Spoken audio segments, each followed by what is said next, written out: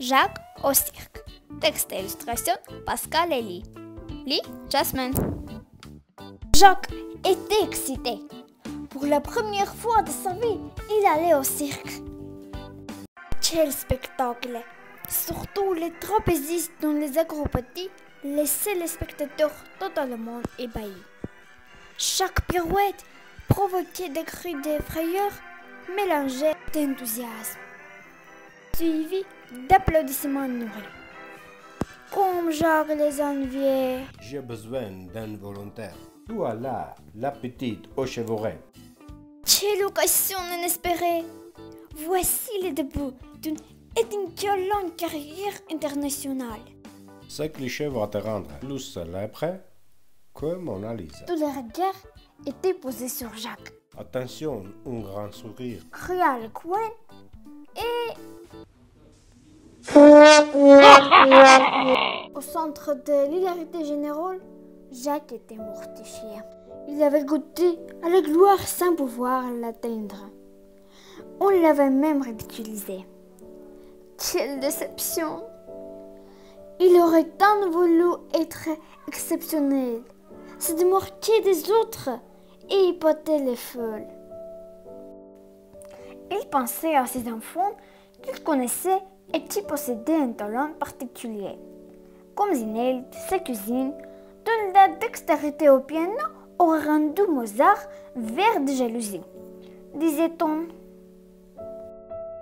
Et que dire de son coéquipier Robec, grande vedette de sa ligue de hockey. Et puis, il y avait Gustin dans sa classe qui avait gagné tant de concours d'art plastique qu'on lui avait déjà organisé une exposition rétrospective à l'âge de 7 ans.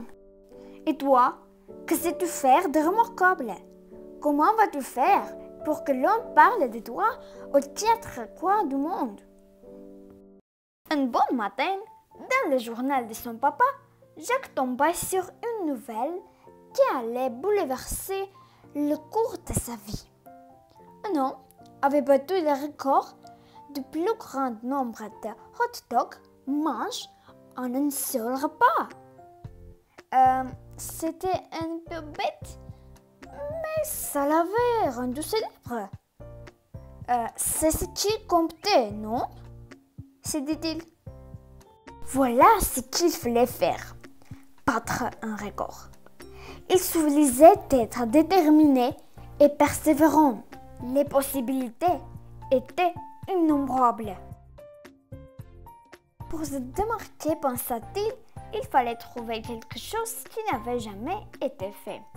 Laissant libre cours à son imagination, Jacques décida de réaliser l'exploit de se tenir sur une jambe tout en balançant un bol de coyeux coiffé d'une banane au bout d'un bâton placé en équilibre sur sa tête, tout en brossant soigneusement les dents. Adieu, gloire et reconnaissance. Pour le consoler de ses échecs, sa maman lui donna un morceau de gomme que Jacques mâcha distraitement. Il sentait son courage l'abandonner quand une idée le frappa. Il soufflera les plus grosses boules de gomme au monde. Mais les résultats ne garantissaient pas la victoire.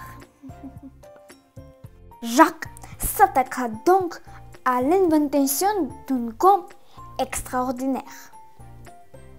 Il testa plusieurs combinaisons d'ingrédients et aboutit, après des heures de labeur intensif, à un mélange à base de farine, de sucre, de mélasse et de caramel, bien épais, très collant, et qui arborait un joli reflet rosâtre.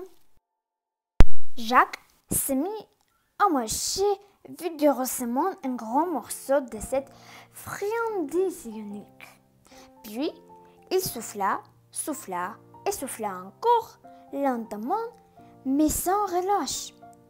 La boule grossissant à vue d'œil était devenue presque transparente tant sa membrane était tendue. Jacques sentit alors ses pieds quitter le sol. Une bourrasque le proposa soudainement au-dessus de la cime des arbres. Jacques flottait maintenant à la dérive en prenant de plus en plus d'altitude. N'écoutant que son courage, Fritz prit les grands moyens pour voler à la rescousse de son maître. Au bout de quelque temps, Jacques s'aperçut qu'il survolait le chapiteau du cirque. Était-ce sa jolie couleur ou sa bonne odeur de caramel qui les avait attirés? Toujours est-il qu'un escadron de mouettes se précipita bec première sur la boule. « Je vais m'applaudir comme une crêpe !» pensa Jacques en tombant. « Voilà le record que je vais établir. La crêpe humaine la plus mince de l'univers. » Jacques atteignit la vélocité d'un missile dont la trajectoire prit soudain une direction inattendue pour venir perturber le numéro des trapézistes. Cette performance tout à fait improvisée néanmoins digne des plus célèbres acrobates de l'histoire du cirque lui permit d'empêcher le sinistre clown de faire une nouvelle victime. Ce qui valut à Jacques un tonnerre d'applaudissements par une foule en délire. À la sortie du chapiteau, tous les enfants de l'assistance réclamèrent l'autographe de leur nouveau héros. « Regardez-le !» s'écrièrent les enfants. Le jeune héros ne fut pas peu fier de constater que Fritz suivait les traces de son maître. « Il ira loin, si chien !» pensa Jacques. Դե հուսով եմ ձեզ դուր եկավ այս պատմության վերջին երրորդ մասը։ Վստահ եմ հիմա բոլորդ անհամբերությամբ սպասում եք նախորդ մրցույթի արդյունքներին։ Բայց մինչ սկսելն ասեմ, որ լինելու է ևս մեկ մրցույթ։ Այդ մրցույթի պայմաններին դուք կարող եք ծանոթանալ ներքևում նկարագրություններ բաժնում։ Հա, ասեմ նաև, որ այս վիդեոյում դուք կլսեք ոչ թե առաջին եռյակի անունները, այլ առաջին հնգյակի անունները։ Այ հիմա կարելի է ամփոփել արդյունքները։ 5-րդ տեղում է գտնվում Ազար Բլոգը, 4-րդ տեղում է գտնվում Մանա Նիսայանը, 3-րդ տեղում է գտնվում Մարի Պետրոսյանը, 2-րդ տեղում է գտնվում Սամվելը և իհարկե առաջին տեղում է գտնվում Արեգ Գալոյանը։ Կեցցեն բոլոր մասնակիցները։